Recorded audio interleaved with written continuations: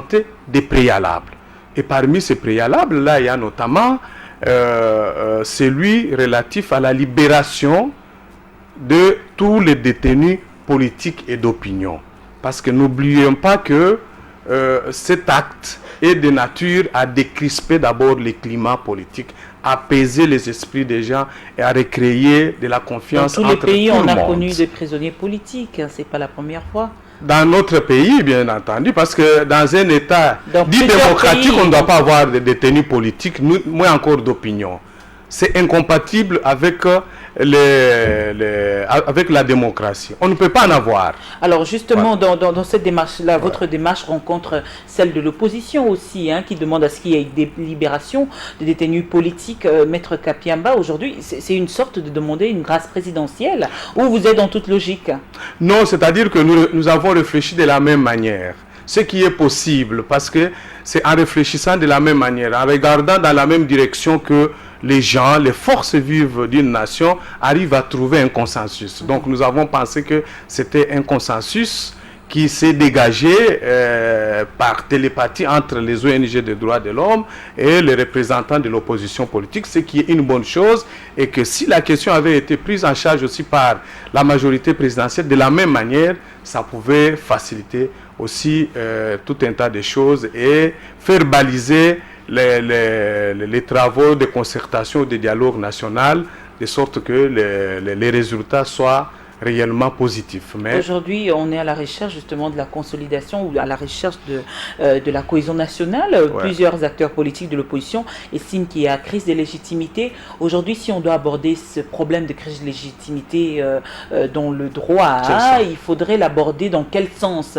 Est-ce que après avoir exercé le pouvoir durant 2 ans, il lui reste 3 ans, le président de la République, pour la fin de son mandat, on doit reprendre les élections, ou il doit faire quoi exactement pour que ces problèmes soient résolus? Alors, les autres là qui posent des problèmes de crise. Je dois être très sincère et clair avec vous pour vous dire qu'au niveau des ONG des droits de l'homme, de notre collectif, des ONG des droits de l'homme de la RDC, nous ne pensons pas qu'il soit indiqué aujourd'hui de revenir sur cette question de cette façon, de remettre tout en cause. Par contre, si vous lisez même la déclaration que nous avons publiée il y a 3 jours, nous avons dénoncé le projet aujourd'hui qui tend à faire mettre sur pied, à l'issue des travaux de concertation, de dialogue, un gouvernement d'union nationale. Justement, nous ne sommes pas d'accord avec ça. Parlons de ce gouvernement d'union nationale.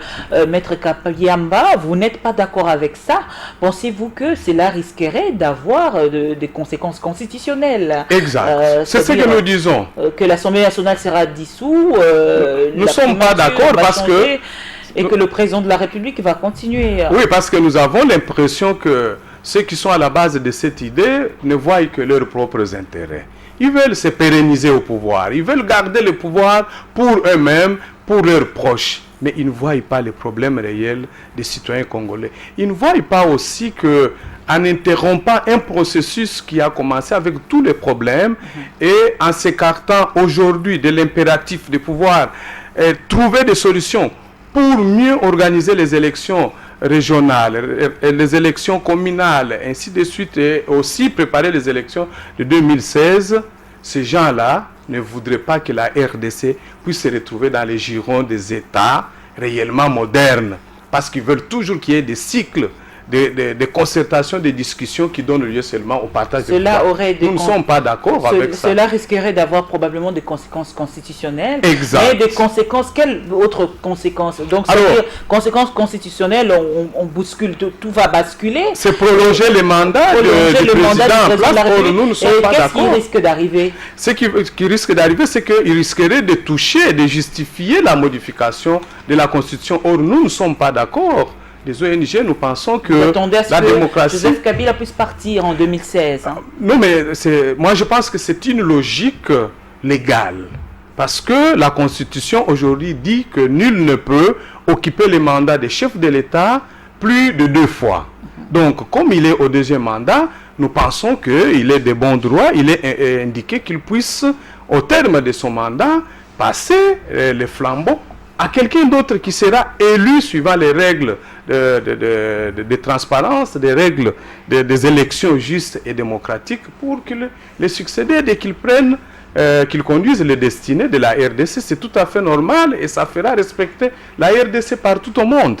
Alors, Maître Kapiamba, on va conclure. Vous êtes président de l'association congolaise de l'accès à la justice pour tous. Ouais. C'est bien cela? Oui, c'est ça. Alors, cela justement ne fait pas de vous un homme parfait non plus. Non. Et vous et toute votre association. C'est Est-ce qu'il y a une structure de suivi qui suit toutes vos actions pour regarder si vous faites vraiment correctement votre travail et que vous n'êtes pas là juste contre le gouvernement congolais? Vous êtes là vraiment en train de faire votre travail dans toute honnêteté et dans toute loyauté.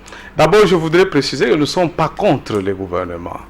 En tout cas, c'est la pression que vous donnez. Hein. Non, mais ceux qui ont une pareille perception doivent changer leur façon d'analyse. Les propos, les prises de position des acteurs de la société civile que nous sommes. Nous faisons nos analyses et nous nous exprimons par rapport à l'organisation de notre société, par rapport aussi aux obligations de notre État sur le plan régional et international. Mais je voudrais mentionner quelque chose avant de terminer, c'est que vous avez parlé des grâces présidentielles. Moi, je vous dis non. Ce n'est pas ce que nous, les collectifs, nous avons demandé. Nous avons par contre envisagé la possibilité d'obtenir du chef de l'État, comme le Parlement n'est pas en session, de prendre au moins une mesure de grâce présidentielle. Parce qu'aujourd'hui, nous avons 9 membres d'une organisation de la société civile à Bandundu qui sont emprisonnés pour avoir exercé leur liberté publique. Ce n'est pas normal. C'est pas normal. Dans un État démocratique, on ne doit plus avoir des détenus d'opinion, des détenus politiques. Parce que l'exercice des libertés politiques sont des garanties constitutionnelles et sont des droits reconnus à chacun de nous. Donc on ne doit pas arrêter quelqu'un parce qu'il a exercé une liberté publique. Georges Kapiamba, merci. Quel est votre plus grand défaut? Il revient à ceux qui m'observent peut-être de le dire. On vous reproche souvent, on vous dit quoi? Lorsqu'on vous reproche souvent, on dit que votre plus grand défaut... C'est ça. Et? Non, je n'ai jamais entendu cela, malheureusement. Donc vous êtes parfait. Quelle est votre plus grande qualité? Peut-être que ce sont des gens qui me flattent, mais j'aimerais qu'il y ait quelqu'un d'autre qui me dit le contraire. Hein, et puis qui justifie pourquoi ils disent que vous êtes... Oui, ils disent que ce que nous faisons, nous le faisons bien et qu'il faut continuer. Merci d'avoir répondu à notre invitation. Georges Kapiamba, notre regard a été porté sur vous aujourd'hui. Je rappelle que vous êtes président de l'association congolaise de l'accès à la justice. C'est bien cela, mesdames, messieurs, à vous également. Merci de nous avoir suivis. Le regard de ce soir a été porté sur ce maître avocat justement. Vous suivrez cette émission en rediffusion demain à partir de 10h, demain samedi à partir de 10h. D'ici là, portez-vous bien et restez avec nous sur la télévision haute définition Congo Web. Je vous retrouve vendredi prochain pour un nouveau numéro de cette émission. Bonsoir.